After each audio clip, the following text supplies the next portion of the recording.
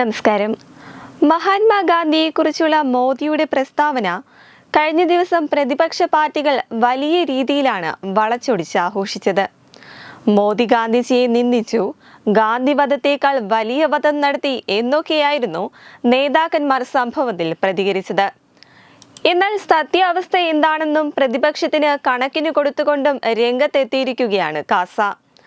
കോൺഗ്രസുകാരുടെയും സുഡാപ്പികളുടെയും ഗാന്ധി സ്നേഹം ശുദ്ധ അപഹാസ്യവും കാപട്യവുമാണെന്നാണ് കാസ ഫേസ്ബുക്കിൽ പങ്കുവച്ചിരിക്കുന്ന കുറിപ്പിൽ പറയുന്നത്. ഗാന്ധിയെ രാഷ്ട്രപിതാവായി അംഗീകരിക്കാൻ അദ്ദേഹത്തിന്റെ മരണത്തിനു മുൻപോ ശേഷമോ ഭാരത ഗവൺമെന്റ് തീരുമാനിച്ച ഒരു സർക്കാർ രേഖകളും നിലവിൽ ലഭ്യമല്ല എങ്കിലും പാഠപുസ്തകങ്ങളിലൂടെയും മറ്റും ഗാന്ധിയെ രാഷ്ട്രപിതാവായി തന്നെയാണ് നാം എല്ലാവരും പഠിച്ചു വളർന്നത്. എന്നാൽ ഇന്റർനെറ്റിന്റെയും സോഷ്യൽ മീഡിയയുടെയും വരവോടുകൂടി കാലത്തിന്റെ മാറ്റങ്ങൾക്കനുസരിച്ച് പല ചരിത്ര സംഭവങ്ങളും രേഖകളുമൊക്കെ പുറത്തു വന്ന് ചർച്ചയായതോടെ ഗാന്ധി ശരിക്കും ആരായിരുന്നു, എന്തായിരുന്നു എന്നൊക്കെ മനസ്സിലാക്കുവാൻ ഭാരതീയർക്ക് ഇപ്പോൾ നന്നായി കഴിഞ്ഞിട്ടുണ്ട്. റിച്ചാർഡ് ആറ്റൻബറോ സംവിധാനം ചെയ്ത ഓസ്കാർ അവാർഡ് നേടിയ ഗാന്ധി എന്ന ചിത്രം പുറത്തു വന്നതോടെയാണ് ഗാന്ധിജിയെക്കുറിച്ച് ലോകമറിഞ്ഞത് എന്ന് പ്രധാനമന്ത്രി നരേന്ദ്രമോദിജി ഒരു അഭിമുഖത്തിൽ പറഞ്ഞത് ഇപ്പോൾ ചിലർ വിവാദമാക്കിയിരിക്കുകയാണ്. പക്ഷേ പ്രധാനമന്ത്രി പറഞ്ഞതിനെ പോസിറ്റീവായി എടുത്താൽ അത് തികച്ചും സത്യമാണെന്നാണ് കാസ പറയുന്നത്. അതിൻ്റെ കാരണവും കാസ വിശദമാക്കുന്നുണ്ട്. ഗാന്ധിയുടെ മരണത്തിന് ശേഷം ഗാന്ധിയെക്കുറിച്ച് പുസ്തകങ്ങൾ ധാരാളം ഇറങ്ങിയിട്ടുണ്ടാവും, ചരിത്രരേഖകളിലും ഉണ്ടാവും. ഒപ്പം അക്കാലത്ത് ജീവിച്ചിരുന്നവരിൽ അധികം പേരും ഗാന്ധിജിയെക്കുറിച്ച് കേട്ടിട്ടുള്ളവരും ആയിരിക്കും. പക്ഷേ അതിന് പല നൂറ്റാണ്ടുകൾക്ക് ശേഷം വന്ന തലമുറകൾക്ക് ഗാന്ധിയെ മനസ്സിലാക്കി കൊടുക്കുന്നതിൽ സിനിമ എന്ന രീതിയിൽ നല്ലൊരു പങ്ക് ഗാന്ധി എന്ന സിനിമ വഹിച്ചിട്ടുണ്ടെന്നത് സത്യം തന്നെയാണ്.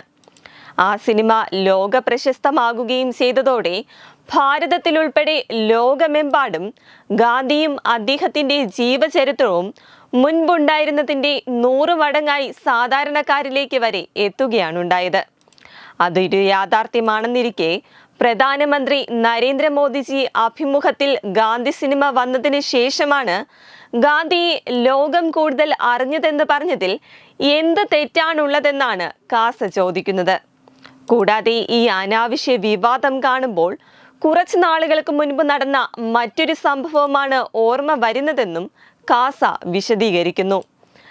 ഇപ്പോൾ മഹാത്മജി മാപ്പ് കോപ്പ് എന്നൊക്കെ പറഞ്ഞ് മുതല കണ്ണീർ ഒഴുക്കുന്നവരുടെ മുന്നിലാണ് രാജ്യത്തിന്റെ ഭാഗമായ ലക്ഷദ്വീപിൽ സ്ഥാപിക്കാൻ കൊണ്ടുപോയ ഗാന്ധി പ്രതിമ ഇസ്ലാമിക മതമൗലികവാദികളെ ഭയന്ന് കവരത്തിയിലെ അഡ്മിനിസ്ട്രേറ്ററുടെ കാര്യാലയത്തിന്റെ കാർ ഷെഡിന്റെ മൂലയിൽ വർഷങ്ങളോളം നിലത്ത് ചാക്കിട്ട് മൂടി വച്ചിരുന്നത്.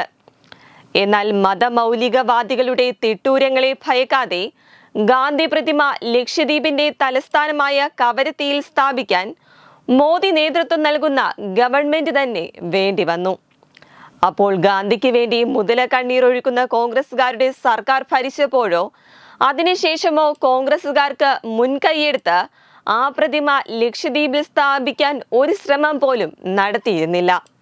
ആ കോൺഗ്രസുകാരാണിപ്പോൾ അയ്യോ ഗാന്ധിയെ മോദി അപമാനിച്ചു എന്ന് പറഞ്ഞ് കരയുന്നത്.